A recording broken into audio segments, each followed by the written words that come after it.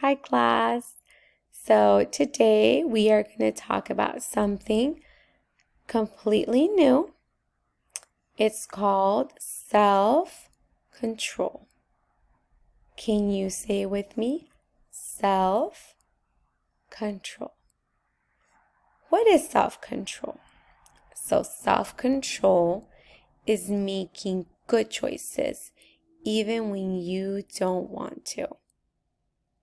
So it's making good choices even when you don't feel like it. Okay? So I want to show you a few ways you can have self-control.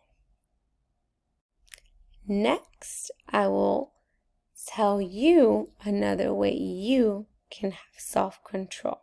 So I will give you another example. Let's say your friend takes your toy away, okay?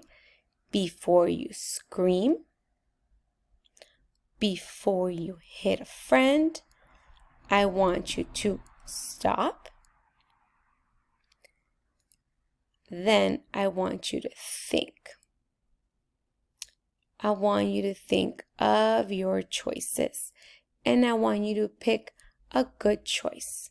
So let's say when you're thinking, your choices are yelling or telling a teacher. So then you pick a good choice. So you would pick telling a teacher.